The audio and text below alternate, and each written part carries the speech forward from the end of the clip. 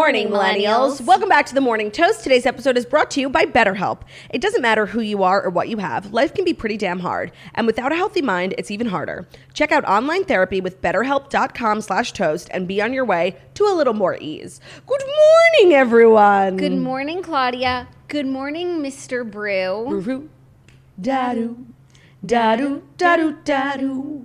It's brew, dadu, it's brew, dadu, it's brew.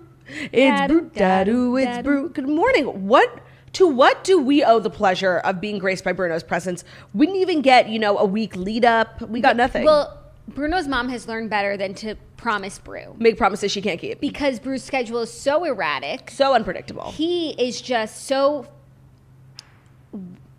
out of control in terms of what he wants to do. He heard what you said about talking shit about him and he just fucking bounced. Mr. Brew. No, he just needs a break because he's preparing himself. Anyways, this morning I decided I wanted to bring Brew. It's a beautiful day and Brew and I were cooped up all weekend and I am worried that he is agoraphobic, so he needs to get out of the house more. I'm going to try and bring him once a week. And I just felt like everybody could benefit from the positive influence of Brew. That is true, but I did also hear he had ulterior motives for coming because you said that Bruno has an announcement to make. He does have an announcement that he wanted to make, and he's like, Mom, you have this amazing platform. You have such an amazing audience full of, kind-hearted people. And he said, and I want to and he's shy, so he won't say it, and I'm going to say it for him. He's like, I want to let everyone know because I wanted to do a grand gesture for Knowles. And he said he wanted to come on the show and let everyone know that he is in love with Magnolia. Okay, I'm slightly disappointed. I thought you had something actual to say, What would I have to say? I don't know, like a pregnancy update for us? I don't know, I thought you were going to use this as an opportunity. No, still pregnant. Still pregnant? Still a boy? Still a boy, yeah. Okay, good. Yeah. No, but he is he's excited to be here, and I'm so excited to have him. It's a treat. It's a treat for me. Hi, my little sweet Brew. And he is Mommy's best friend, and he's Mommy's protector, and he does everything that he can to make sure Mom is happy and comfortable. Happy and healthy. And so whatever Brew wants, Brew gets. And he was running towards the door this morning. I said to Brew, get over here. You said to Brew, get in, loser. We're going to the toast. Actually, speaking of going to the toast, part of me was very hesitant to show up here today. Because if let's say I died over the weekend and my last episode on Earth was Friday's episode, I would be so at peace. I don't even want to record another episode because I don't even want to push Friday's episode back into the archive. It is the best episode of The Toast ever. I watched it 4 times. That is so funny. I mean, I think you would be surprised if you watched more episodes of The Toast that they're all really funny. No, I know. They're all really funny. I know when it's time to rewatch The Toast, and I know when it's not time. I know when it's not time, but I do think, if you just went to a random episode, I think you would be, really pleased with what we do here. I guess when I watch it on the day of, I'm very critical, because I'm new information has come out about a story. I think you could have been more analytical. But so, maybe you're right. When I'm too in it, sometimes I can't see. Yeah, it's true. Oh my God. But no, I feel you. Friday's episode was hilarious. I watched some of it with Brew, and that also was he was I want to be a part of this. What you guys are creating, it's magic. Yeah. And I want to put my stamp on it too. Yeah, I feel that 100%. And he saw Dew looking so sexy, and he was like, I can do that. If Dew can do it, why not me?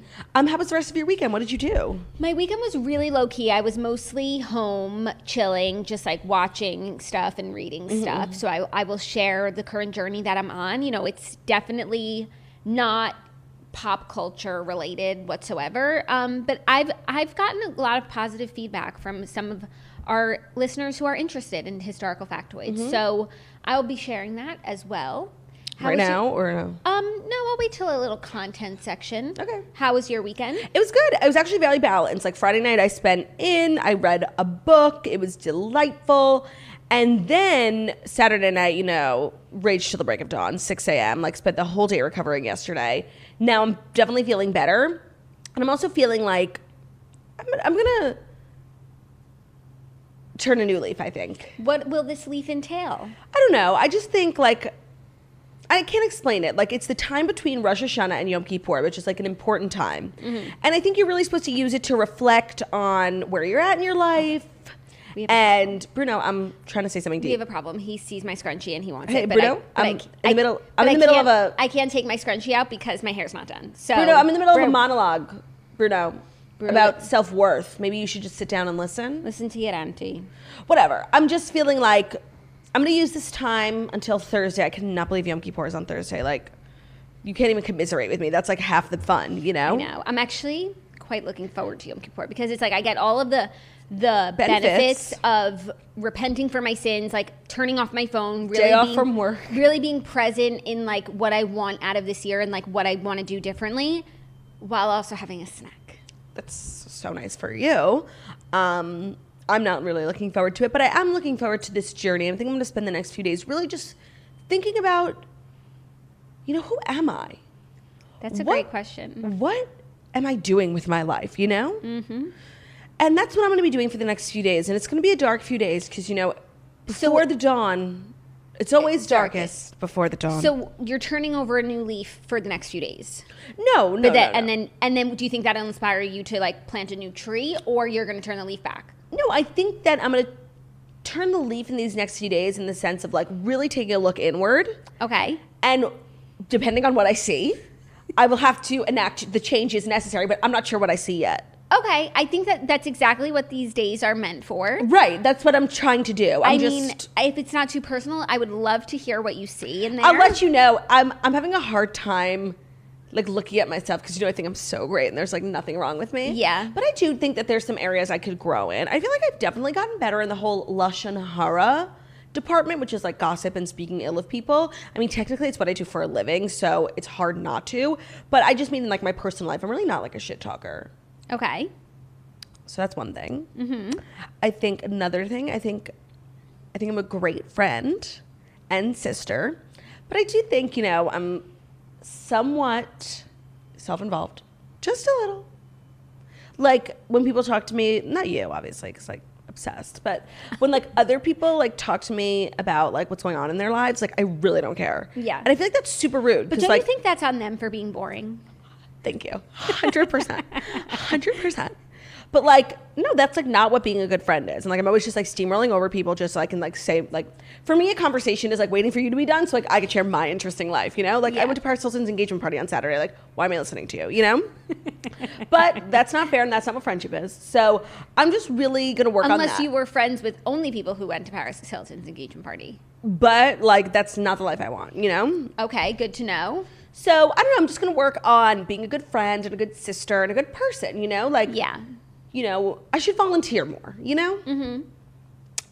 But, you know, so much going on and COVID, like, I know it's hard, but, so these are just a few things I'm thinking about. I've really only started this self-journey discovery, like, yesterday, so I need some time. Yeah, and when you said, like, you don't really know, like, where to start on looking inward, I feel like there might be some pamphlets or, like, questionnaires online that would help you, that identify. are, like, meant to help you self-think. Do you know what I mean? Yeah, I also look feel for like some resources. I think a good resource is like just going up to the important people in my life and like asking what's annoying about me. I mean, that's also a hurtful way of going about it, but I do think like probably effective. Yeah, you could do it. I don't think it will end well for you. Do you have something you want to say? Well, if you really like, if you wanted to know like everything that there is to know, but you don't. I don't want to know everything. Do you know something? No. Is like, everyone talking about me behind my back? No, but like, you know, everybody has their thing about them. Yeah, what's mine? We could talk about it later. Oh my God, I have a pit. No, you're fine. No, whatever. Like, I was just really, and I think, you know, you don't have to be Jewish to use this time. It's a special time. It really is. Look inward. Think. Observe. Reflect. Heal. Repent. Heal. Mm-hmm. But before I heal, like, can I just gossip about what I did this weekend? Yeah, of course. So on Saturday. But by the way, why can't a good person like talk about their weekend? I know, it's not really gossip. It's just like an exchanging of information. Especially if it's about yourself, what you did. And honestly, I just want to say, like, I don't really subscribe to the notion that you gossiping makes you a bad person.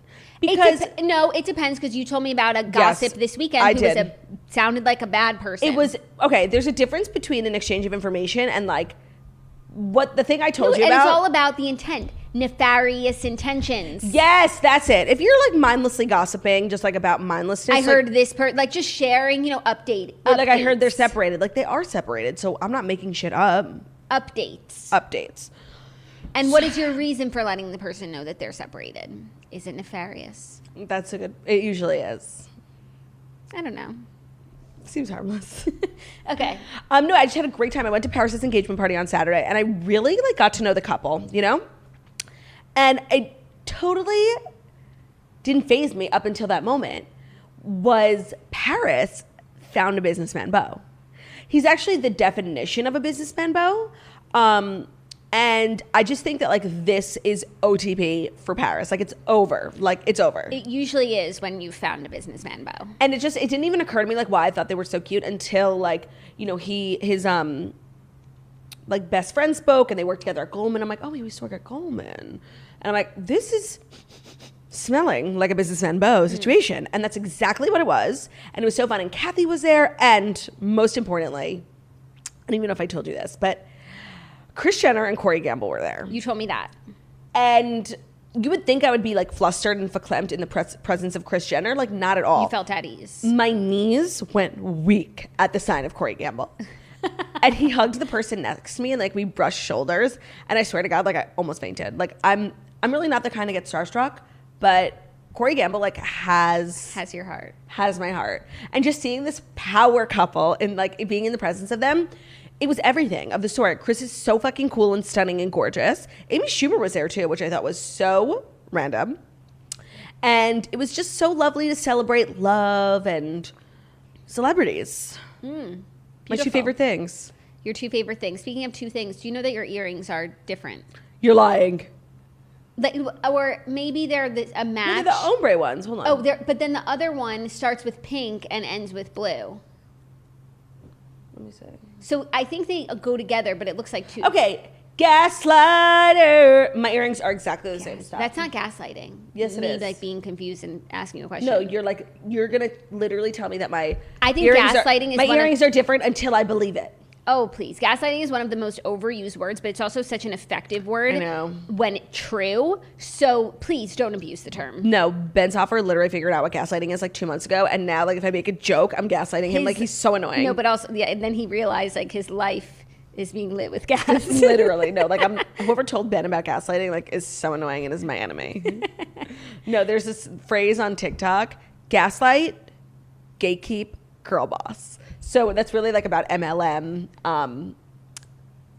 culture. Okay. And people, oh, by the way, have you heard about this LuLaRoe? Okay, so I saw someone posted about it and, like, that there's an Amazon show about LuLaRoe, and I was like, I have no idea who that is. I have to watch it. Like, and then I saw it on my TV, so I just clicked it just to see what it was, and apparently LuLaRoe is not a person, but a MLM. It's an MLM started by this, like, turned couple who, like, brainwashed women into, like, selling their own breast milk to afford their ugly printed leggings. Like, and the whole, it's such a crazy story, but, like, made crazier by the fact, like, you see these clothes, like, you will die. Like, they're so fucking heinous and ugly and atrocious.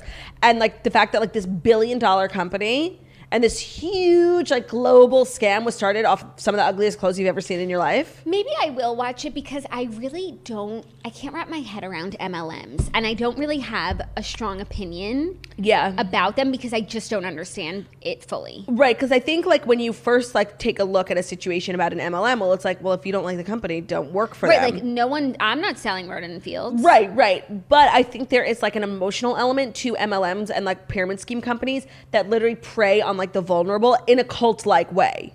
Interesting. So it's, like, super unethical, which is why, like, at face value, it's like, okay, it's, like, a weird thing, but, like, so you don't like it? Don't sell eyelash serum. Like, it's like, yeah. But these companies are built to, like, keep vulnerable people working for them, and, like, you have to recruit more girls. Like, it's fucking crazy. Like, so I don't know, because I'm not really, like, into MLM culture, but that's why it's, like, so toxic and unethical, and I do want to watch the LuLaRoe. But if you do join, like, is it just the, like, toxicity that's bad about it, or is it also, like, a Ponzi scheme? It's, like, a schemey vibes. Okay, so, like, or if you do, like, sometimes with those MLMs, like, there are the women who, like, got a car. Yeah. Okay, but so the thing is, like, with the car is, like, a perfect example. And so I've, like, fallen on MLM side of TikTok. Okay. So the car is, like, actually, like, fucks you over because, like, you get it for free, but, like, you have to maintain all the payments and, like, the insurance for a car that you really can't afford. That's why someone gave it to you for free. Yeah. And, like, the car can, like, literally put people in debt. Okay. Yeah. Okay, but, like, I once watched an episode of American Greed about an MLM company, and not only were they, like, just preying on vulnerable people, but there was nothing there.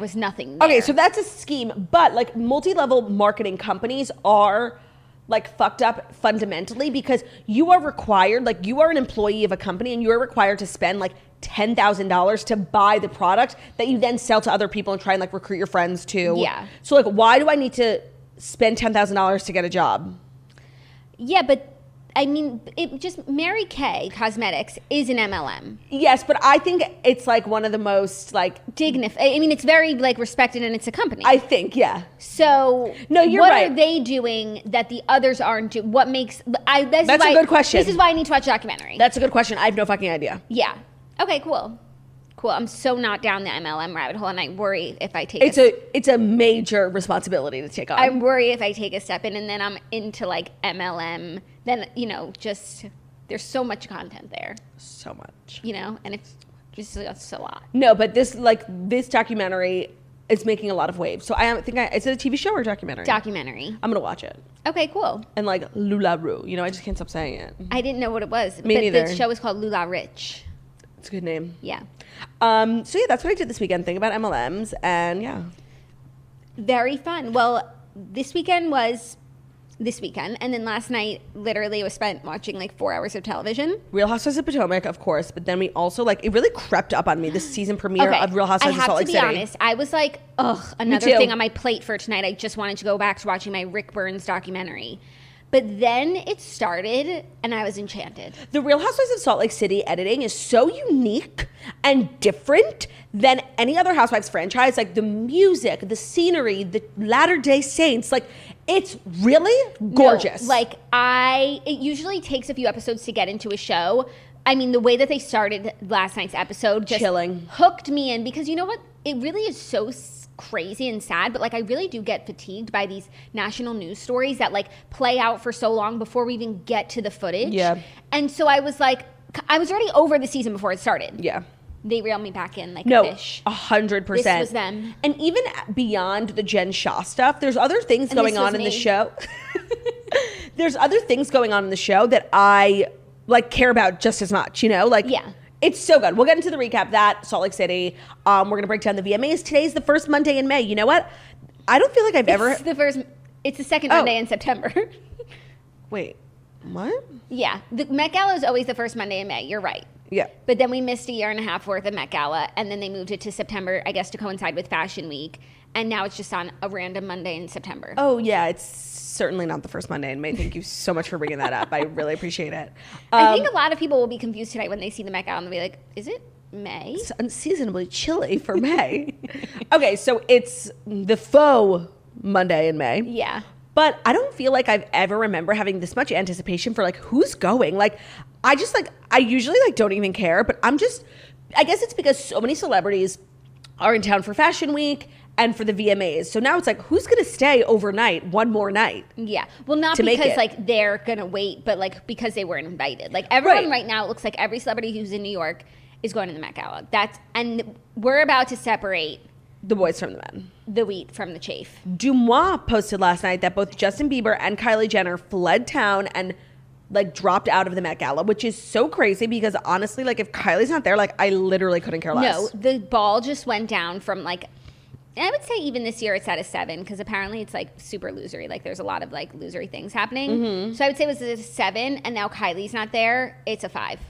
Well, here's the thing: if Addison Rae goes, it goes back up to a 7. Well, Addison Rae is going for sure. Well, she said on Watch What Happens Live. Did you watch? Did she? No. I watched. Oh my God, star, you guys, star alert! It was crazy. She was just the cutest thing. Except Andy would only ask her questions about Kourtney Kardashian, and it was this girl is so much more than that. They had a whole segment about what does Courtney do? Oh my, that's so lame. Different titles, same concept. I have to say, Addison Rae's so interesting, and her being friends with Courtney is the least interesting thing about her. There's so much more to know about. And towards the end of the question, she was "These aren't my questions to answer." They asked her what does she think about Scott's message to Eunice, and she was "That's hella inappropriate." So inappropriate. Okay, anyways, but she just radiated off the screen. It was as she should. He asked if she was going to the Met Gala, and she said that she could not say.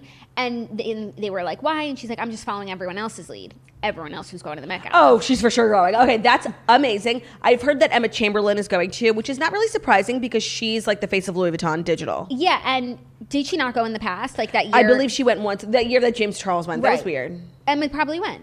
Yep. Honestly, no. Okay, but like... Let me think. Hold on. Let me just Google a picture. I don't think she's ever been. Okay, but she should be there. That's not like surprising. Yeah, no, that like when I saw like N.Y.C posted that she might be going. Oh, yeah, she's been once. No, she hasn't. I changed. Yeah, no, she's such a fashion girly, and like I'm sure she'll be at the YouTube table. Well, it's not tables by job, it's tables by designer. It's tables by brands. Designer, yeah. YouTube is a brand. Oh, you think YouTube's... No, she's going to be at the Louis Vuitton table. You think? Yeah, 100%, like her and Sophie Turner. Oh my God, and someone else was just in a Louis Vuitton ad.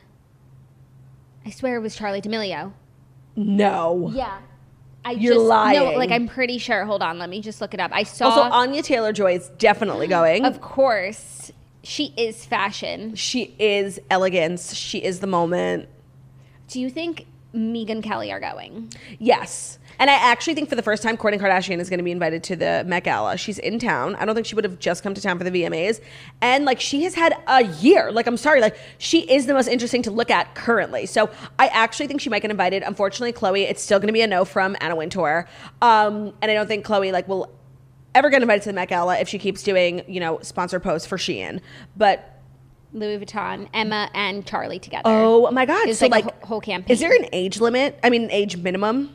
No. At the Met Gala? Like No. you have to be 21 to attend? No. Okay, because like Charlie's in town. The D'Amelios went to the VMAs last night. Dixie and Charlie looked so fucking cute. They did. We're going to talk about VMAs style. I mean, I didn't watch the show, so we're going to talk about the things that you saw on the internet, not from watching the show. So, oh my God, Charlie definitely is going. And honestly, like Dixie could go too. Yeah, she could. I mean, I actually don't think Courtney and Travis will be there. I kind of do. Do you think Megyn is going to be there? It's either all or nothing because they're really the same. You know, they also went like to dinner, the four of them, after the VMAs last night. Did you they're happen so to fucking see cute. what restaurant it was? I couldn't figure it out. No, but you want me to find out? Dumont definitely has it. Yeah, we could do it later. Why, did the food look good? No, I just I like to know where, you know. Where the peeps are going. Yeah, exactly. But do I think the core four will be there? This is the thing. Like, do they want it to be like an event full of relevant people? Then they should be invited. But like, they're very weird. The invitations like went out a while ago.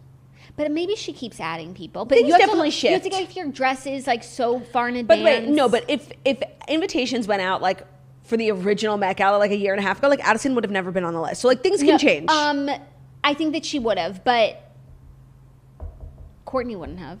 No, but like things change. Has Travis ever been like why? No. Like so separately they're not good enough, but together They might be. They might be. For me, they are. Yeah, me too. For Anna, does it work like that for Anna? I don't know. What designers are they friendly with? Maybe That's they'll the go with thing. Dolce. That's a good call. That's the thing. It's not even about like how famous you are. It's like relationships with designers. But to me, like one of the most interesting, you know, dynamics in all of pop culture is the fact that like there is this family of like 7 famous women and 2 of them have never been. Kylie and Kendall go, Kris goes, Kim goes, I know. Courtney and Chloe never get invited, and they never talk about it. Like, I would just love to know, does it bother Chloe? Does she want to go? Like, I want to know. I think that if Courtney goes, it will bother Chloe. Of course. Just to be the only one. And also, like, when you think about the success of the show and the girls, like, it's so much of it has to do with Chloe. Like, she put that show on her back for years. Like, in the beginning, she was everyone's favorite. Like, and just for them to be at this level now and, like, she's just getting left behind. Like, I think about it all the time. I just feel like, so the way that it goes is, like, brands buy tables. They invite celebrities that they want to dress or sit with. And then Anna has to approve the celebrities that they invited. Yes. I think the Kardashians should buy a table. Right, like Skims. Or like even if Hulu bought a table for them. But I don't know that brands other than fashion designers can buy tables. I'm pretty sure like YouTube buys a table. That's why James Charles was there. No, James Charles was with Alexander Wang. Huh. I'm pretty sure it's like only designers, like to keep intact the integrity of, so it doesn't become this like commercial event where like people are like putting up billboards. Like, okay, so it's Skims should buy a table. Right, Good American could. I'm sure you have to get approved to buy a table, and like Anna would never approve Good American. No, but at a certain point, like it's Money. a fundraiser, and so if you want to outbid a table, like, are you trying to raise money or are you not? Do you think Taylor's going? She's like always, you know, she's a committee. Her, Harry Styles, and Rihanna like run the Met Gala like with Anna. I don't know what she's up to, so you would know better than me. Oh, and honestly, I don't feel like she will ever go to an event that Kim Kardashian's at, now that I think about it. Yeah, and you think Kanye's going? Oh, I don't know. That's a good question. He's probably not. But now that I think about it, like, Taylor's definitely not going. That's so crazy. I know. Like, well, honestly, like, when will Taylor ever go to the Met Gala again?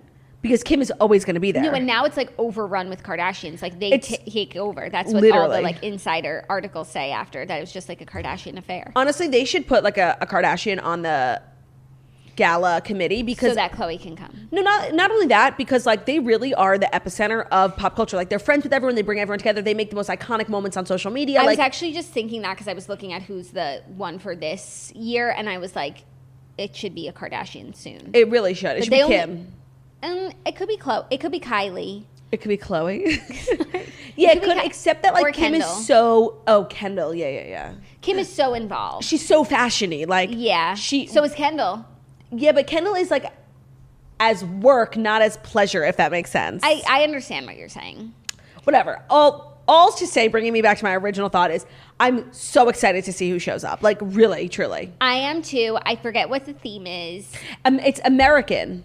It's just American? It's like America, something. So, like, if somebody starts showing up in, like, stars and motherfucking stripes. Moschino will do that. Yeah, like something really tacky. Like, that's what I want.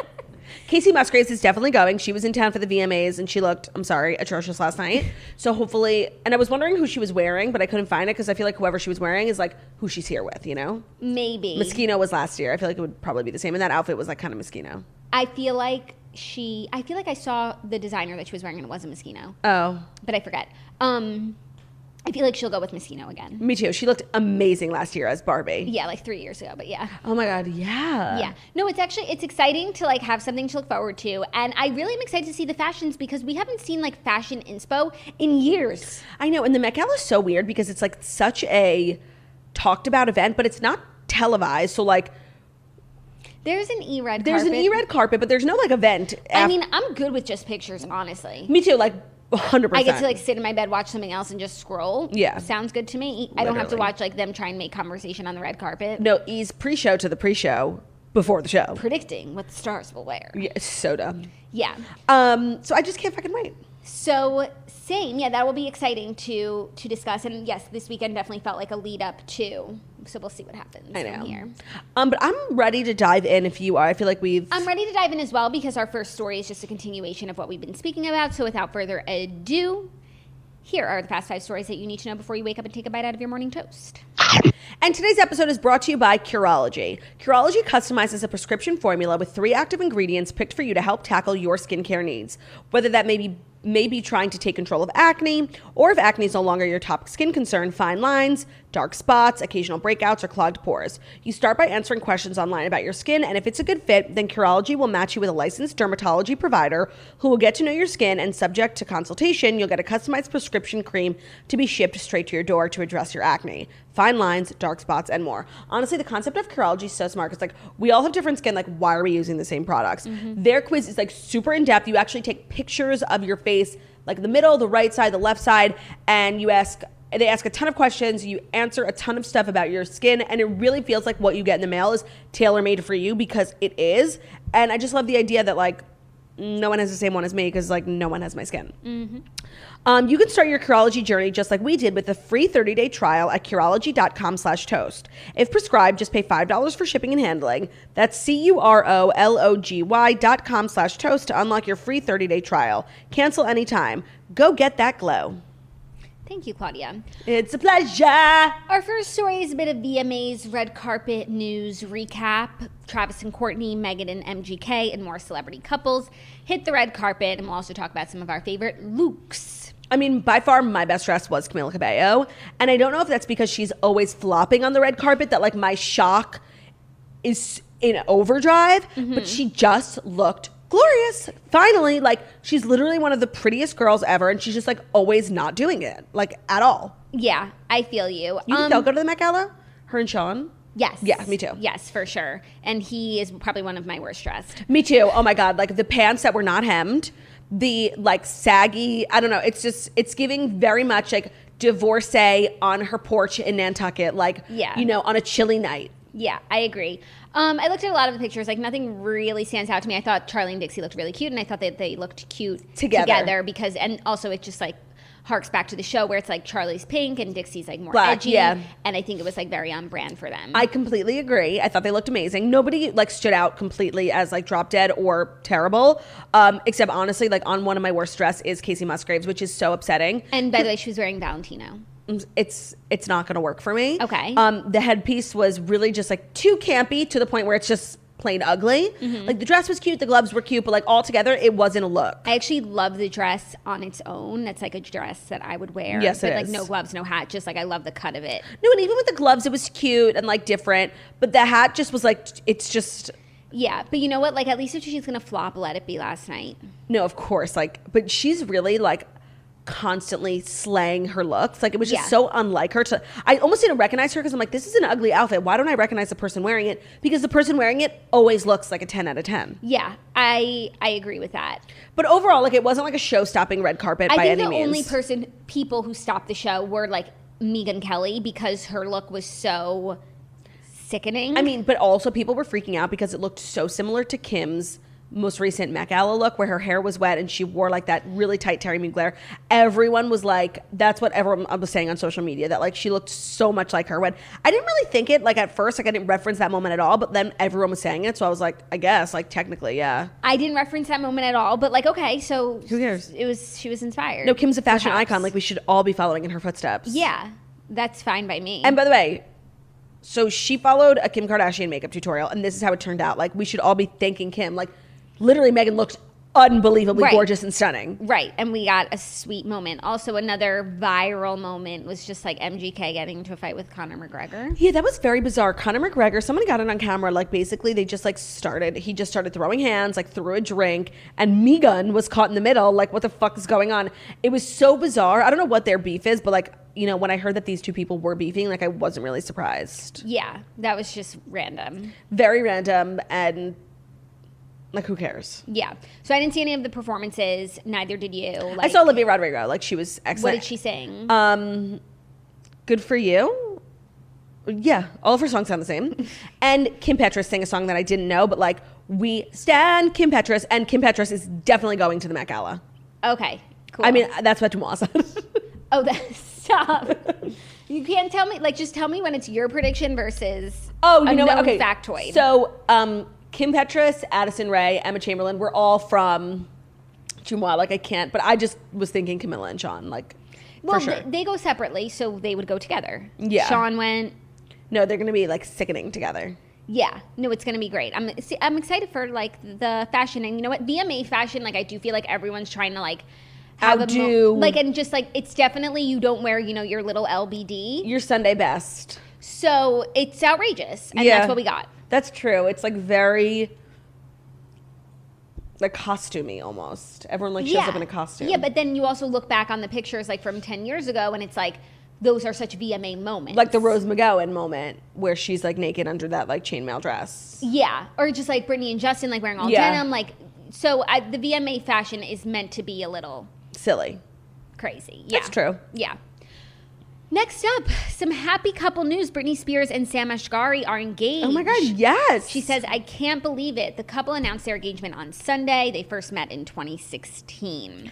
This is amazing news because remember when she gave her speech at her conservatorship hearing and she was literally like, I want to drive in the car with my boyfriend. Like, I want to get married and have kids. And like, those were things that seemed to her like not in the realm of possibility. And now here she is like engaged and she's being like so chuggy about it. I love it. Like, honestly, like with the inspirational quotes and like this picture. Yeah. She's with like her middle finger. She's so chuggy. It's like so cute how like excited she is. No, I agree. And I said last week that I was going to be suspicious about like Jamie stepping down from the conservatorship until we saw like Britney doing the things that she said that she couldn't do and that she wanted to do. And like, this is one of those things. And so now I'm like, you guys, it's all happening. No, this is an amazing sign for what's to come. Like, I don't want to get too excited, but like, this is huge. Yeah, it's just, this looks like freedom.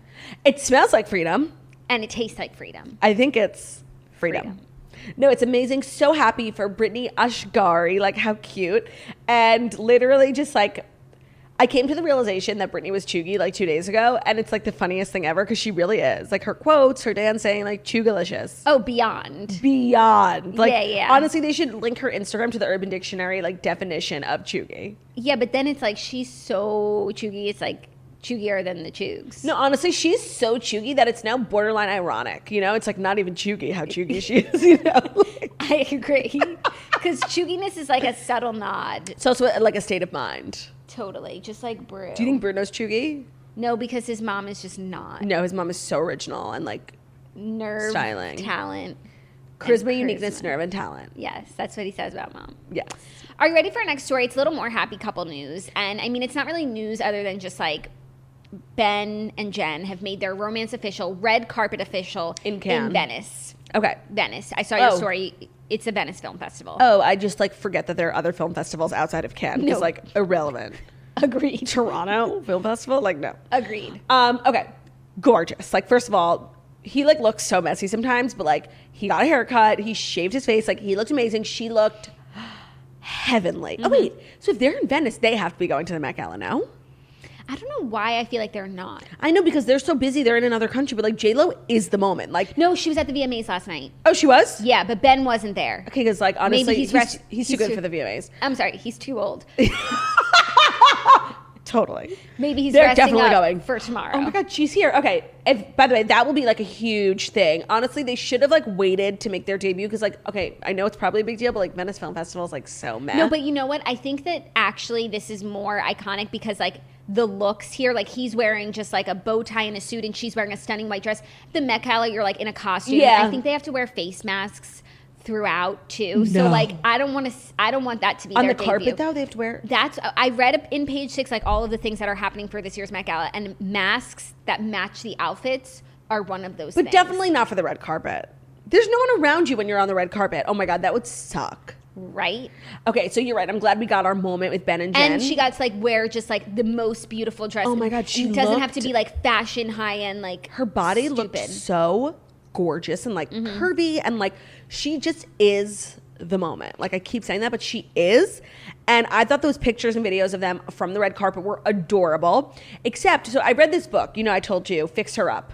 Yes, I watched your story, but so share your theory with the class. Okay, so in this book, like Georgie, these two characters, like, you know, enter into a fake relationship. Like they both have their own reasons. Like he wants to clear up his reputation. She wants people to take her more seriously. Like it's moronic. And of course they fall in love in the end. But then, like, I was watching these videos of Ben and Jen, and I'm like, this is, like, too perfect. It's almost, like, rehearsed how stunning these photos are, the kissing of the head. Like, it's gorgeous, but it's too much. And then I'm like, maybe Ben and Jen entered into a agreement a la Travis and Georgie from the book. Mm-hmm. And they're both looking to get things out of their arrangement. Like, of course, what does J-Lo get out of this? Like, no one's talking about A-Rod anymore. A-Rod's the biggest loser of all time. She won in every possible way. Like people are obsessed, like the memorabilia of it all, the like flashbacks to the 90s, like the nostalgia, you mean? Thank you. That's the word I was looking for. You're welcome. Nostalgia. Keep going. Like J-Lo's just getting like every possible thing out of this. J-Lo's on top of the world. I think J-Lo is a bigger star now than she's ever been, like literally, because she smashed A-Rod into the ground. And now Ben, like what does he get? Like he literally went through like the roughest couple of years, like with the whole, you know, divorce thing and then the nanny and the SNL writer. Like he just had the worst reputation. The tattoo. All we saw like were like bad pictures of him like picking up Dunkin' Donuts coffee. Like he was just like a mess. And so now he's dating literally the most beautiful woman in the world. He's back on top. Like he's back at Venice Film Festival. Like when was the last time Ben Affleck got out of bed before J-Lo? Like I'm telling you, never. Not that I'm anyone to judge, but like, you know what I mean? Mm-hmm. So I just think that like we are now in a place where the two A-listers who've like, you know, ebbed and flowed in their fame are like at the actual height of their famousness. Like I don't think J-Lo's ever been more popular, and I don't think Ben Affleck has, actually maybe like the Good Will Hunting days, but you know what I mean. I don't think he's ever been more cemented into Hollywood A-list royalty than he is right now, like him and J-Lo. Got it. So perhaps I'm gonna say it's a possibility, but I want to believe in their love. But then don't you think, like the book I'm sure ended up, that you know, you just like every great Hallmark movie. No, by the way, you got to get together for the holidays because so your parents don't ask you questions. Yeah. And then you fall in love. No, this ruse will ultimately end up in the greatest love story of our time. And I think they're already in the love phase. I think so. This is how I think it's playing out in the book version. Ben is falling hard because like how can you not fall for J-Lo? And J-Lo's like really just trying to not give into her feelings. Like she is focused on the plan. Like there's so many benefits. Like this will not work out if they start to fall. Benefits. This will not work out if they start to fall for each other. And like she's the one not really like giving in, but then like he'll make an emotional like monologue about how like they're meant to be and how like they were meant to be in this fake relationship, and like after all this time has passed, like it's like no time has passed at all, and then JLo will give in and they'll live happily ever after. Okay, so you don't think they've fallen into each other yet? No, I think they've let all their walls down. No, Ben is head over heels, and like JLo's trying hard not to give in. She's been burned. She's been burned, and she's seen the success of the arrangement. Like, right. If it gets complicated with feelings and sex, like it won't work. Right, but the heart wants what it wants. And the heart wants Ben from Jen, for sure. And then they live happily ever after. Mm-hmm. Okay. I will neither, like, I think anything's possible, you know? At first thought these two were entering into business together, so what do I know? For a competitive male skincare line called Hims.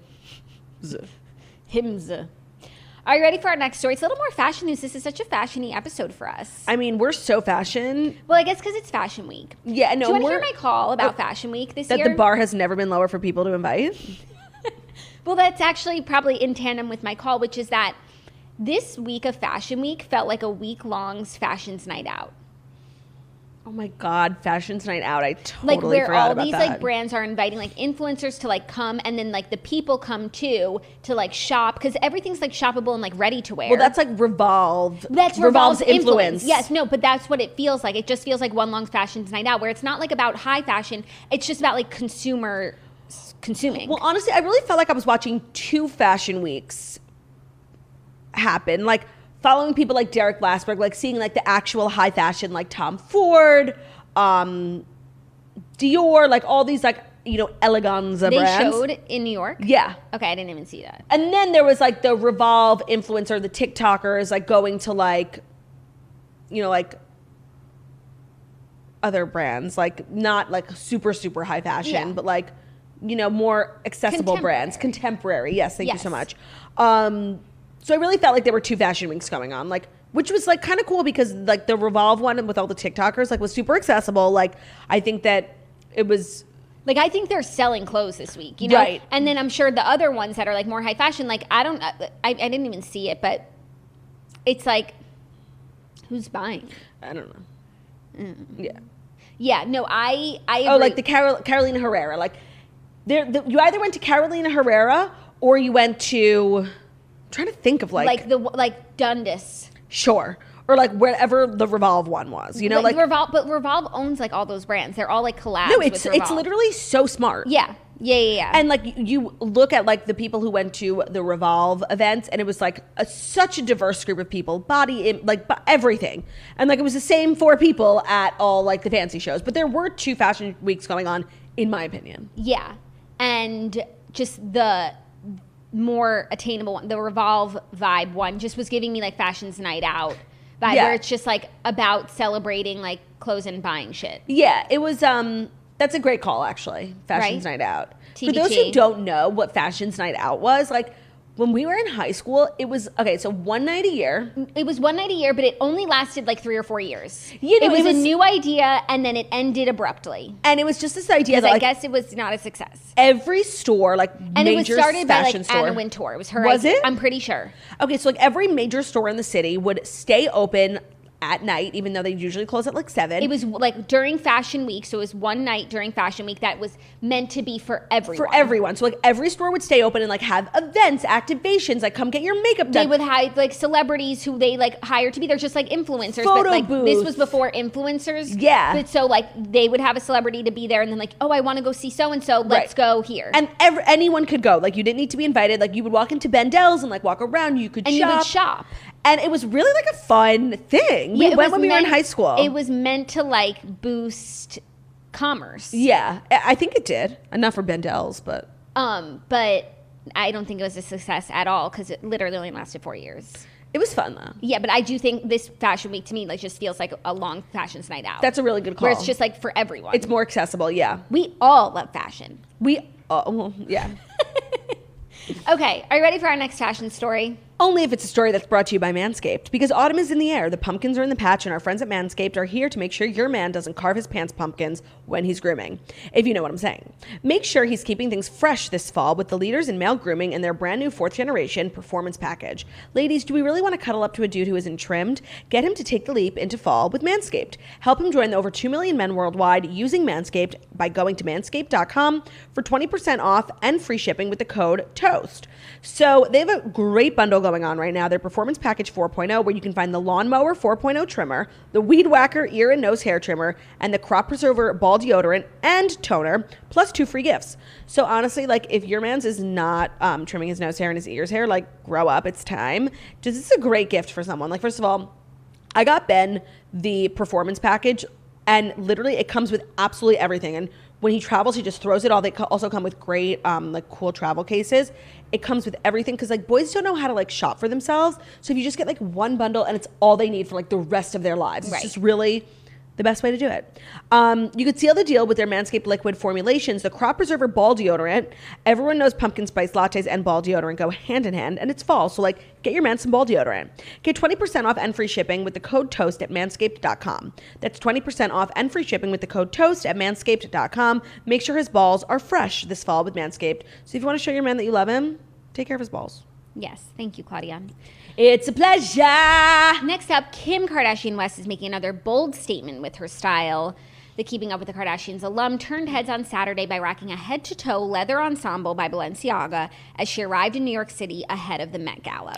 I'm sure you've all seen this look. We must discuss. Because honestly, like, remember when Kim was in Rome? Yeah.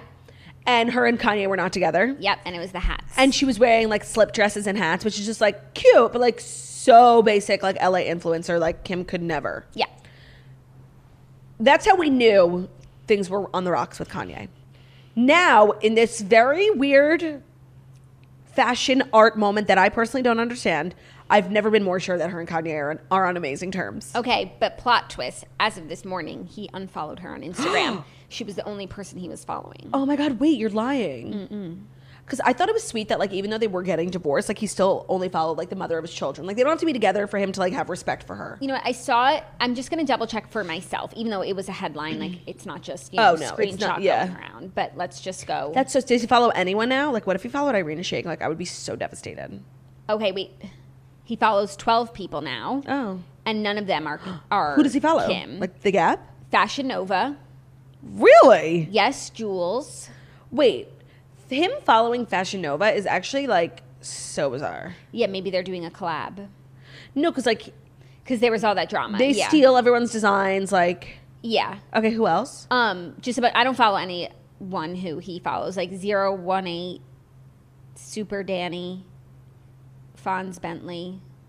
I mean, just not Kim. Not Kim, yeah. Not 12 Kim, people who are not Kim. Not Chloe, not Kylie, not Kendall, not But Chris. he never followed them. Right. And he low-key doesn't fuck with that bitch Stormy, so it's understandable that he wouldn't follow Kanye. So, yes, I saw this and I'm like, Kanye's back.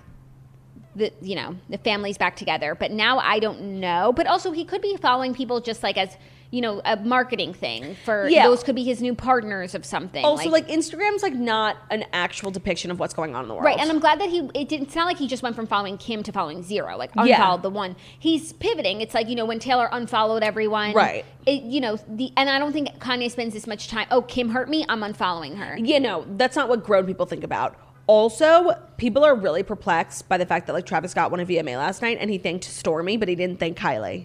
Do you think that's why Kylie's heading back to LA? Because she's hurt. She was supposed to go with Travis. Oh my God, do you think? No. No, I she wouldn't cancel on the Met Gala for that, but like I do think it was weird. She's literally pregnant. Like I know. I wonder. Oh my God, I totally forgot Kylie's pregnant. Like if she did go to the Met Gala, which I'm hearing that she's not from N.Y.C, we would have gotten literally the most sickening like pregnancy Met Gala look. Mm-hmm. But at least we got some looks this week. She didn't go to the VMAs or anything. Like. No, but like she gave us some good fashion looks. Yeah. The moms to be like, we know to take our marching orders. Like we're wearing lace from top to bottom. Totally. And a big coat. She's about the big coat. Mm-hmm. But oh my God, and now I'm even more sad that we're missing like a Kylie moment. If we are, I just believe that. I believe it too. Yeah, so Travis didn't thank Kylie, but that's like not that surprising. They're just like not annoying like that. No, and they're not like PDA at all. And I don't think that like his VMA speech means much to her. Do you know what I mean? Like, I don't know. I feel like she was watching. I think she put up like an Instagram story that she was. Was she? Yeah. I don't know. Oh no, Kim put one up because she was watching Courtney and Megan. Oh, cute. Yeah, it was cute. I don't think it matters to her what he says at the VMAs. Yeah, me neither. But they're just like not like a. I feel like they've walked one red carpet together, and it was the one with the for white his dress. Netflix documentary. Yeah, with the white dress. Yeah, but then I think they did one recently also. I don't know. Like, I would have just really loved to Whatever's see like going a on, family moment between like all three of them. They're having a family moment. They're having a baby. No, I know. Like on the red carpet, I mean, like the three of them, like the unborn fetus, Travis, and Kylie, and Stormy, the four of them. Oh my God, Stormy should go. Yeah. Honestly, like it won't be long before Northwest is going to the Met Gala. I seriously can't wait. I wonder if whatever the age limit is, like the year she hits it, 9. Yeah, North. she's there. Yeah, totally. Okay, our fifth and final story. Kate Beckinsale says she's feeling a lot better after hospitalization. I saw this. Kate Beckinsale is on the mend. On Monday, the actress gave fans an update on her health, sharing a selfie on Instagram which shows the star lying down with an IV in her arm and a hospital bracelet on her wrist. She said, feeling a lot better. Thank you so much for your kind messages and love. The update comes after TMZ reported over the weekend that Beckinsale, who has been in Las Vegas filming her new movie, Prisoner's Daughter, was taken to the hospital for a back issue. A rep for Beckinsale did not immediately respond to people's requests for comment. Yeah, I heard she like threw her back out, and honestly, like relatable. Yeah. I'm surprised like more people aren't throwing their backs out. Yeah, like aren't canceling on me or like even canceling. Maybe Kylie threw her back out. Like that's why she can't go. It's a very plausible thing where like no one can really know if you're faking it, but like you are completely like debilitated by it. I think even if Kylie threw her back out, she would go because it just like unless she's wearing like a major headpiece that would like her back couldn't sustain. She could take the headpiece off. Right. But I think, yeah, tell everyone you know Kylie threw her back out. That's why she's not going to. No, and also like if you're really not looking forward to something and you want to cancel, like saying you threw your back out is the best because you don't have to show any visible signs. Like you don't have to have a cough or like a runny nose, but like people who know what it's like they won't question it. They're like, oh my God, like can I get you anything? It's actually an amazing excuse. Yeah, but it must be really bad if she had to go to the hospital and she's like on an IV drip and all this. What can a hospital even do for your back? Nothing, right? I don't know.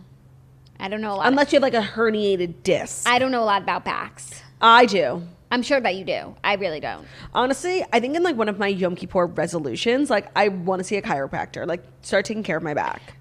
People tell me to go all the time because of my migraines, like to do like physical therapy and stuff like that.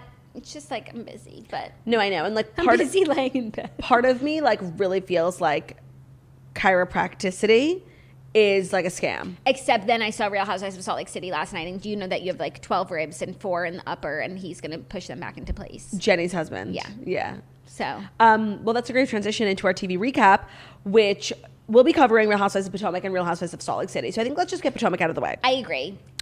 We haven't recapped it in a few weeks. I'm all caught up. Me too. And it's honestly just like fine now. Like everyone, like Giselle and Karen, like were able to like have whatever sort of peace. And that's because of Karen. And I think when Karen apologized. It's on Karen. When there was like a stalemate, no one's going to apologize. And of course, Giselle can't even consider being like the bigger person because she does not know what that means. Mm-hmm. And when Karen apologized, and Giselle still wouldn't even accept it because she's like, look me in the eye. And so you think Karen is God, that was so fucking rude. Because she doesn't want to accept it. And so you think that Karen is going to be like, I'm not saying it again, like I fucking said it, but Karen, grown woman that she is, looks her in the eye, heartfelt apology. And it's just like, you would have thought before that the person who apologized first would be the weak one, but it was actually a sign of strength. No, she's literally the most fucking mature bitch I know.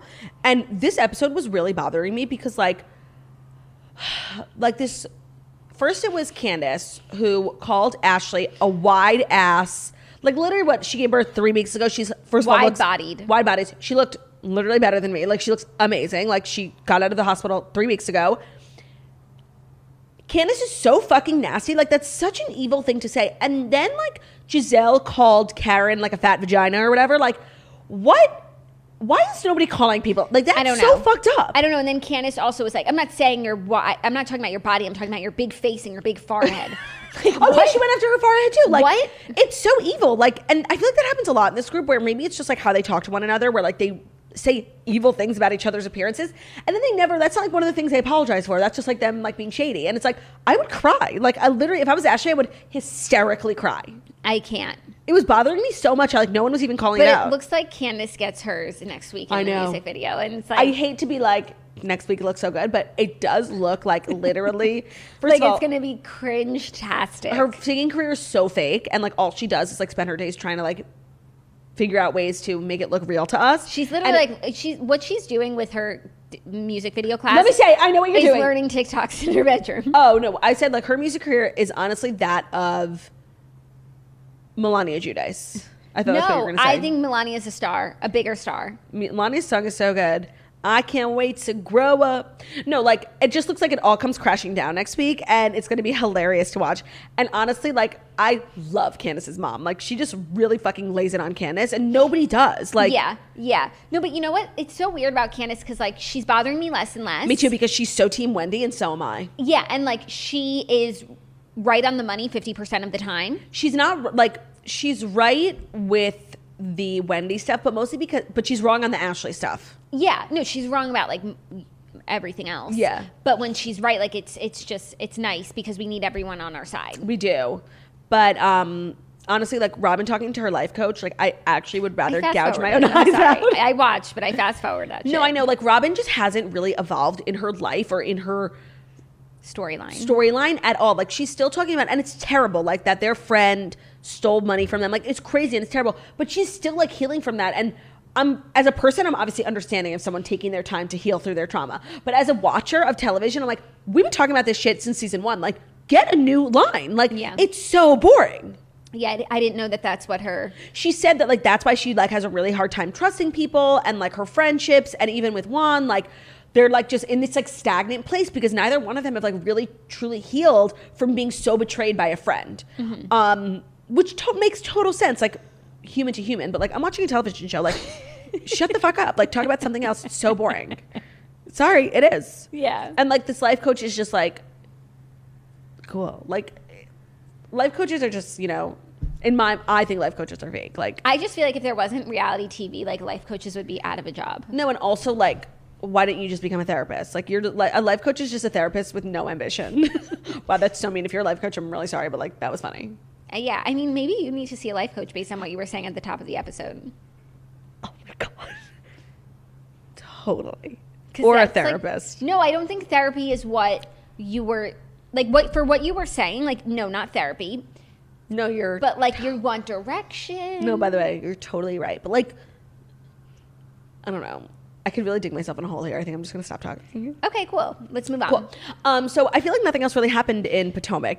Tell me. No, nothing else really happened. I just really like Mia. Wait, I just want to say, I watched Watch What Happens Live last night because I don't know, like I forgot to turn the TV off. I forgot to turn the TV off. It was Mia and Heather, and Andy was like so like verklempt that Karen filmed her Surrey County thing in Potomac. And by the way, Karen put on her Instagram and she tweeted like they filmed the landscape shots in Surrey County, but the part where just Karen was on camera talking about it was in Potomac. They really tried to like make an ass out of Karen, and it wasn't a big deal. They really tried to make an ass out of her. I assume that's what they were gonna do. Me too. They were never going to pretend that the Potomac River was more outraged on Watch What Happens Live last night that Karen filmed the video for Surrey County in Potomac than he's been about Erica Jane and Tom Girardi, than he's been about Jen Shaw, than he's been about any other like atrocity committed by someone. This was the worst thing a housewife has done. No, literally. He could not get over it. No, and I just knew like Giselle was like living for this editing, and it wasn't a big deal at all. They never pretended that Potomac was Surrey County. Karen clarified on her Instagram, like all the landscape shots, the shots of the cornfield, that was Surrey County. Yeah. But Karen sitting in her gazebo was obviously in her hometown of Potomac. They never pretended like it wasn't. That's like fine by me. No, it was so like fraudulent, like the way they framed poor Karen Huger. They framed her. I'm really sick of it. Like, honestly. Nobody fucking respects Karen Huger. None of the women, not production, not Andy. And it's disgusting. No, I'm really just going to need Andy to bring that energy to the Jen Shaw files. Yeah, no, Andy's like really disappointing me. It's crazy how I literally went from like, Andy Cohen was I still really like love and respect him, but he was like literally my hero. Like there was no one in the world I would have rather gone to dinner with. And I just feel like in the last year, like he's just let me down so much. It all started with Monique, and then like the What Happens Live from Homes, like him being so disinterested. And of course, like we all were going through it, so like I'm sympathetic. But like I just feel like he hasn't had any joie de vivre for his life or like his business. Sorry, his job being the host of What Happens Live. I feel like he has not had any joie de vivre in the last like 2-3 years, and it's just been like downhill. And it's sad because like I feel like what we all connected with Andy over was like his obsession with like pop culture, being obsessed, and like I don't know, I just feel like he doesn't care anymore. So like I don't either. Yeah, I agree with that. Let's talk about Salt Lake City. Okay, yes. The premiere of Salt Lake City was last night, and our recap is brought to you by, you guessed it, Boll & Branch. They know high-quality sleep doesn't stop at your mattress, and their ultra-soft organic sheets are transparently sourced and produced in safe, fair conditions. You'll feel a difference and know you're making one. Okay, I have all of the Boll & Branch sheets, and honestly, before they sponsored the show, I bought them off of a Rach Parcell sponsored post, which I'm really proud of that decision because if it's good enough for Rach Parcell, it's good enough for all of us. And by the way, when it comes to sheets, I really, really care about like the cooling technology because I'm a sweaty sleeper, even though I sleep in an ice box. Once I get into a deep circadian rhythm, it's over. Like I'm getting neck sweat, boob sweat. And the signature hem sheets are their beloved bestsellers for a good reason. They get softer with every wash. They're buttery soft, lightweight, and 100% organic sateen weave that's perfect for all seasons. They come in a variety of colors and sizes, from twin to California king. They're made to a higher standard with toxin-free processes and fair trade certifications to ensure that workers are being paid livable wages. So if you're looking to spruce up your home, like start with your bed. It's the best place ever, and you should be spending as much time as possible there. To experience the best sheets you've ever felt, choose Boll & Branch. You can try them worry-free for 30 nights with free shipping and returns. And our listeners can get an exclusive 15% off your first set of sheets with the promo code TOAST at bollandbranch.com. That's BOLL, Boll and Branch.com, promo code TOAST. Honestly, they never get promo codes, so like you should really use this one. You know who loves Boll & Branch? Brew to do? Brew and do. No, Do's obsessed. He couldn't even get out of bed this morning. That's why he's not here. Okay. Real Housewives of Salt Lake City. There's obviously like so much going on. There's like two things. Obviously the Jen Shah of it all, which hasn't even happened yet, but Heather was on What Happens Live last night talking about it and like really getting under my skin. Mm-hmm. There's such a weird thing happening because it seems like since the reunion, like Lisa Barlow has made the decision to like be obsessed with Jen Shah. And it's so weird because they never even were friends. And now like Lisa's really like jeopardizing her friendship with Meredith in order to be friends with Jen. Like it's the weirdest thing ever. And Heather literally fucking hates Jen with the intensity of 10,000 Suns and will use any excuse to talk about her, and I'm loving it. Then we find out this thing about Jen where Jen literally defrauded hundreds of people out of their retirement, that Jen is basically like allegedly an evil person. She's been charged with it. Yeah, I mean there's no way to know if it's like true until the trial, but it's true. They don't just go around charging people for things like that. Right. But you still have to say allegedly. So once we find out this piece of information, Heather, who hates Jen, automatically feels his obligation to be her friend. She was on What Happens Live last night saying that, you know, Jen is in a position where she needs a friend right now and Heather's going to be that for her. And how basically like this whole time she knew that Jen's business was, quote, unsavory, but she didn't think it was illegal. Like an MLM. Like an MLM, which is just like so weird. Heather literally, I don't know if she was drunk, but she was like, is this live? You watched. I missed that. No, like Andy asked like how you can still be friends with her, especially when you're not even friends with her in the show. But now that we know all these terrible things about her, you're even closer with her. And she was like, is this live? And they were like, yeah, it's What Happens Live. And she basically was like, I mean, I've known for years that Jen's business was, quote, unsavory. I didn't think it was illegal. And now she's just in a position where she needs a friend and like, I'm going to be that friend for her. It's so weird. And then when all this stuff comes out, it seems like Lisa Barlow drops Jen Shah in an instant. So like everything is backwards. Everything is backwards. And I just want to say like, Lisa Barlow, I don't like that she's not being like everything that Meredith needs at all times, because Meredith deserves everything. No, and that conversation on the couch was it was gaslighting. I'm sorry. To pretend like what Lisa's going through with Heather is even remotely close. I didn't know half that social media stuff. I don't think that's gaslighting. I think that's just wrong. I think it's gaslighting, like belittling Meredith's feelings to like the moronic fight between Whitney, Heather, bad weather. Oh my God, stop. Okay, so, but I was just going to say, like, Lisa Barlow is coming back for me. Like, and I just feel like throughout this season, like, I'm just going to be liking her more and more. I think so too. And I feel like season one, we just didn't understand her personality. I don't think I still do, but I think we're like getting a sense of it where it's like I don't know. I just could see myself liking her. Is all I'm gonna not say. currently, because I think like she's being such a bad friend to Meredith. First of all, I had no idea all of this social media stuff like about Brooks. And by the way, I don't even like Brooks, but like you do not go after someone's kid. You do not like a post where someone calls, I think the T word is a slur for gay people. Yeah.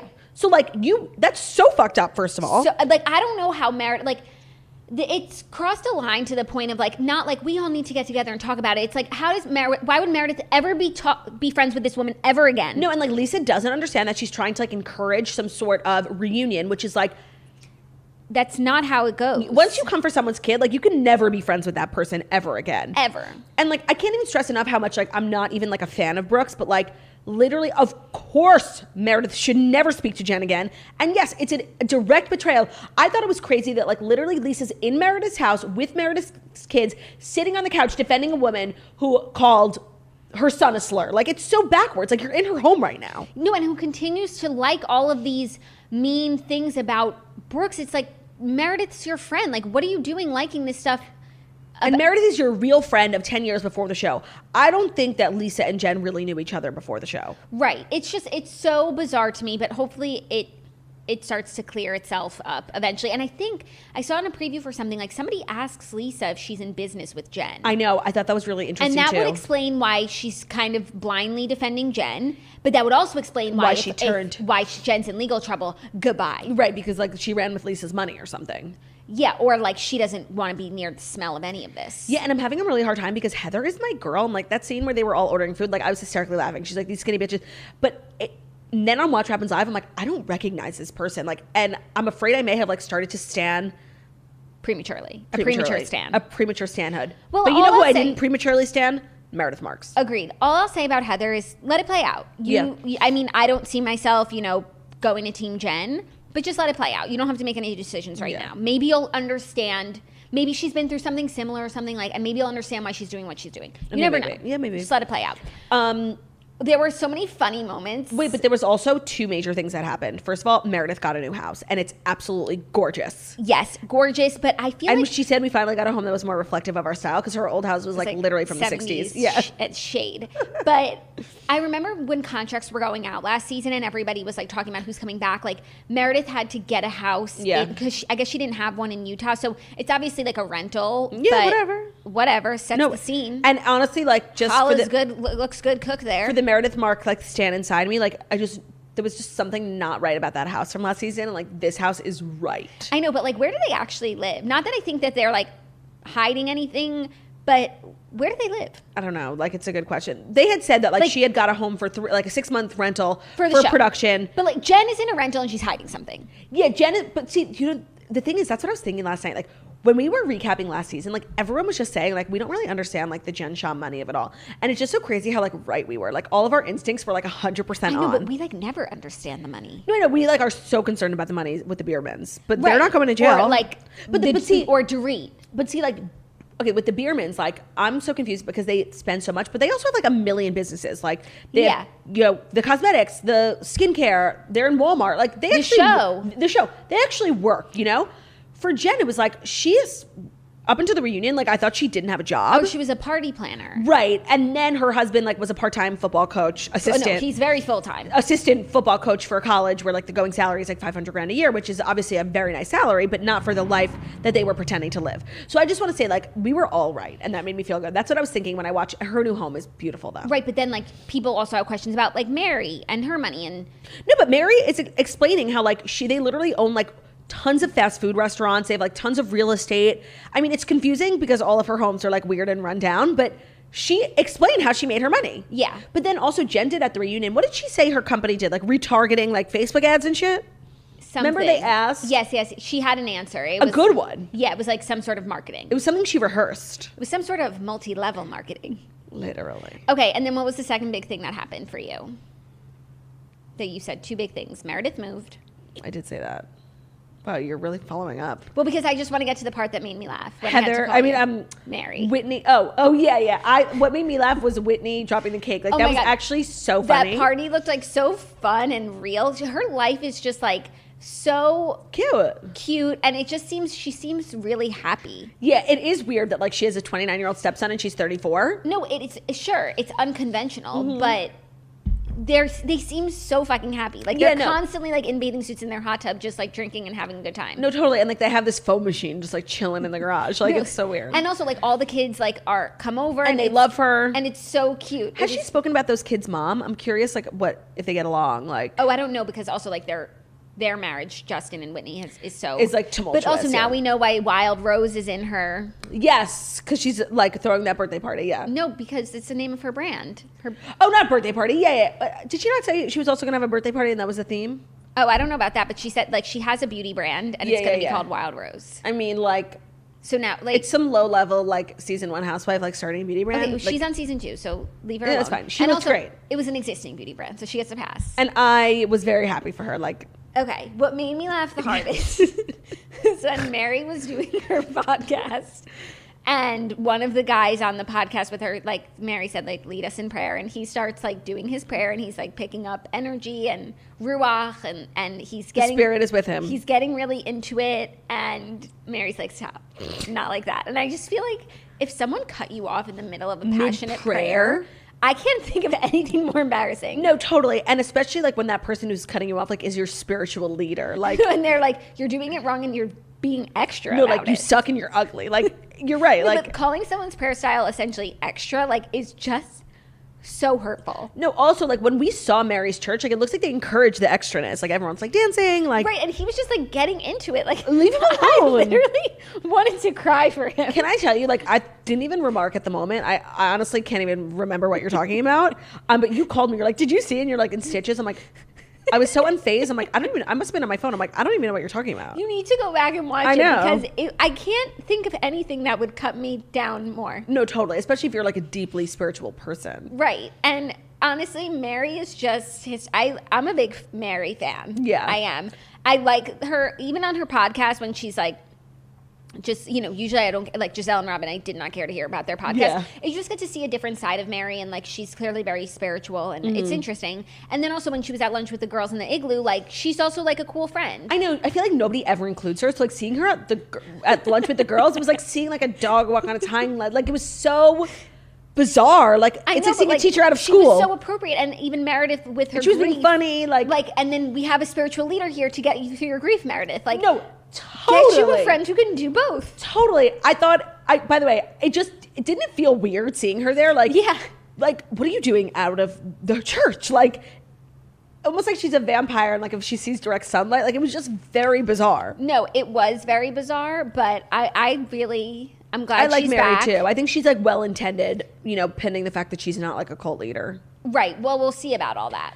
And also, I just have to say, Meredith Marks's first interview look is so the pink gorgeous, and like she's sitting there crying about her dad, and it's so sad, but I can't help but like think like you are literally gorgeous. Like she looked amazing. And her kids are gorgeous. Yes, her daughter's. By the way, we need more daughter because it's a lot of Brooks and not a lot of Chloe. And she showed up with the prayer, and so she has bonus points. And she's got the ruach in her, and I just loved like and like her glam, like.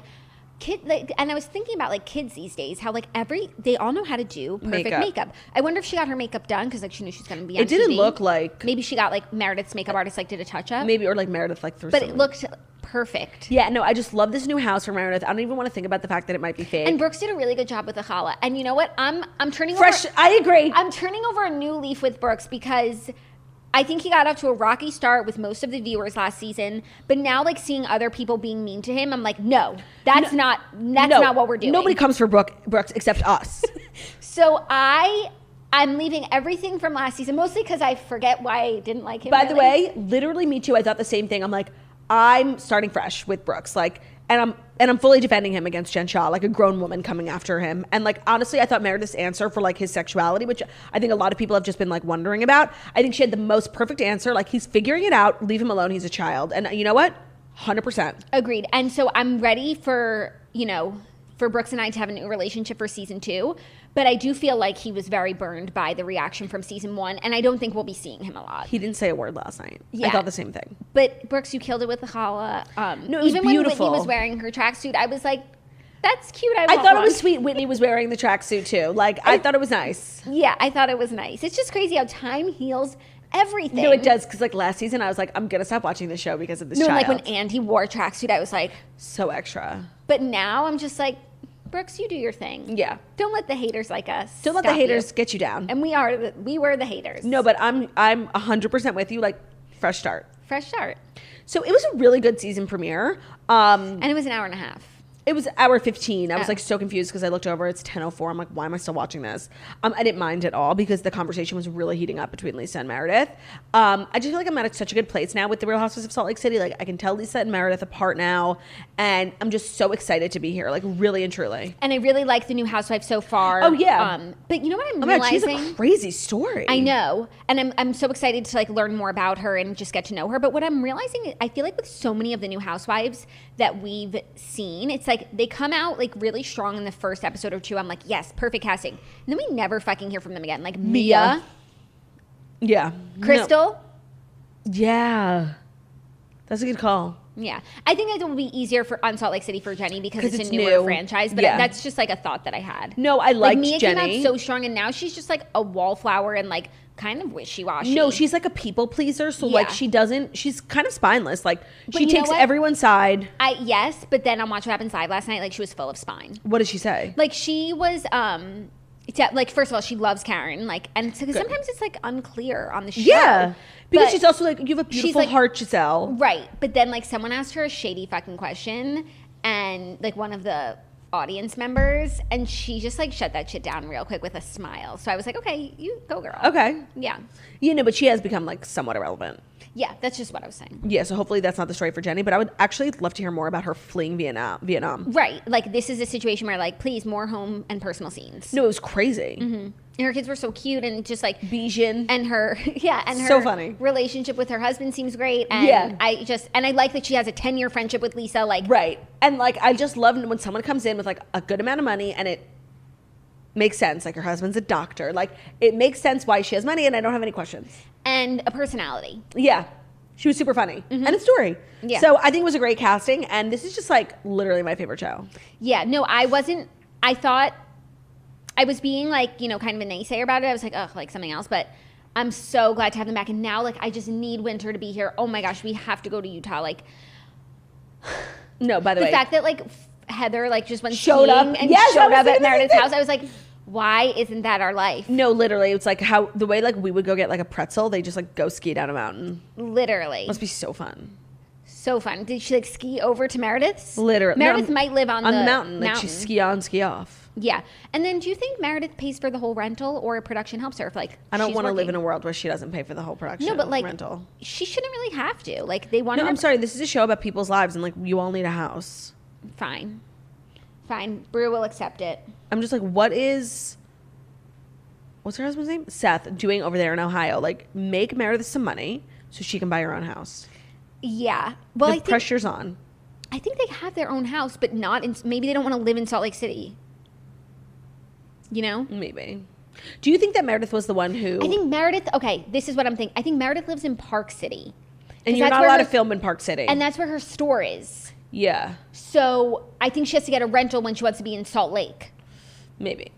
Even though they're not that far from each other. It's like 40 minutes. Do you think that Meredith was the one who tipped the feds off that she would be at Beauty Lab? No. Me neither. I think that there's a million fucking people who work on the show. There's a million people who work for Jen. I think the feds probably got to one of her like low-level Shaw Squad assistants and was like, well, you know, what's your schedule? You've been involved in a crime. If you want to get off, where can we find Miss Shaw? Yeah. And no, this insinuation that it was Meredith, like that's... No, and it seems like it becomes like a huge focal point, which like is so annoying. Accusing the Manzos, like... Yeah, right.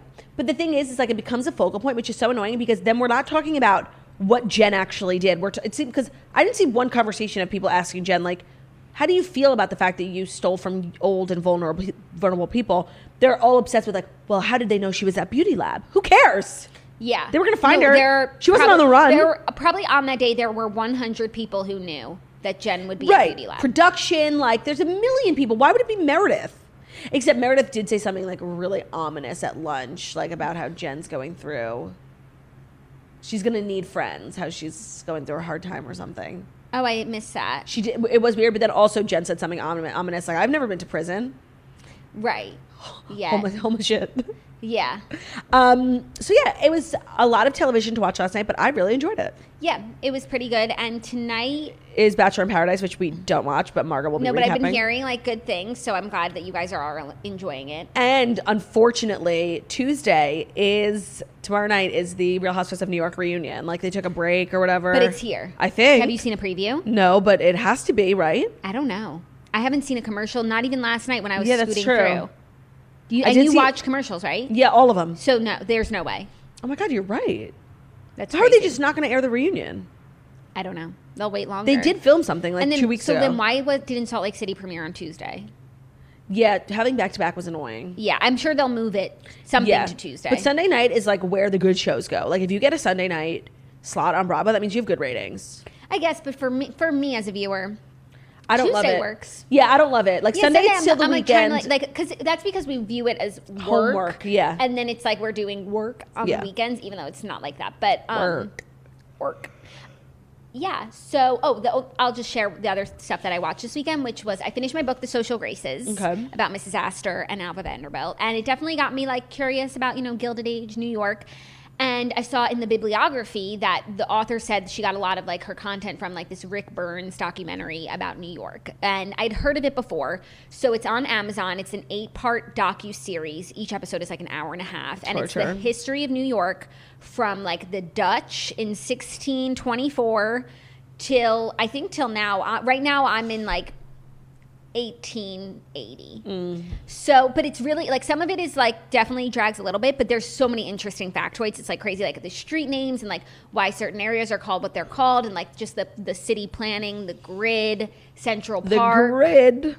So much interest. The Erie Canal, like, and it's crazy because I've learned so much of this, and I actually took a class in college, like the history of New York. So I've watched this movie, and still so much of it is new to me because like until you care about something, it's just not gonna resonate. No, and that's the thing. Like kids really shouldn't go to school like so young because like they don't give a shit, No, it's if you want them to remember something, like go when they're 30. No, it's so true. Like I obviously know that of the Erie Canal, but I had no idea of like the significance. The significance, the strategic import. Because you learned it when you didn't care. Because I learned it when I didn't care. And that's also like, remember how I said I took a class like history of Russia, and then I was reading a book about, the Romanovs only to find out that the whole family was murdered, the whole royal family. I'm like, this is news to me, but I know that I've heard it before. Why? Because you didn't care. Because I didn't care enough to Normalize remember. like starting middle school at the age of 30. Yeah. So, and also, it's giving me, this docuseries is giving me a renewed appreciation for New York, just like the spirit of things and like why New York is the way that it is and like what we all sacrifice living here, but like why we do that, So I just feel like I've been hard on my city in recent years. You have. And it's good to remember the good times, and just see what makes us here as New Yorkers. Totally. So it's good if anybody is looking for a little history. It's Rick Burns' New York on Amazon. You have to buy the whole thing. So I'm going episode by episode, but I'm sure eventually I'll just, buy the rest for $3.99. Yeah, like finish the package. Yeah, totally. And Bru's been enjoying it because there's horses and stuff, and there's also dogs, and he likes learning about his. Fuck, you scared the shit out of me, Bruno. Oh my God. He likes learning about his city. Oh my God, he gave me a fright, Chessie. Oh, he didn't give me a fright. I saw it all going down. I didn't see any of it. Okay, well, that sounds nice. Yeah, I didn't really watch any TV this weekend. Look at you. Hey, look at me. I'm like just so in the moment, That's you.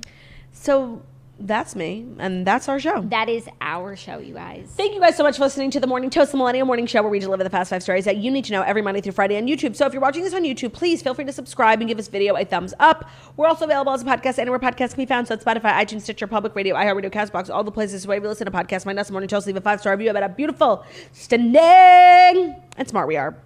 Hope you guys have an amazing fucking day. And if you're still here, congratulations, you've made it to the Society Season 2. To prove your loyalty to The Morning Toast, drop a comment on our most recent Instagram and make it the emoji of like the crab. No, I don't know if there's a crab one. Lobster. You have a visitor. Lobster. Lobster, because Bruno has gout. Have a great day, everyone. We'll see you tomorrow. Bye.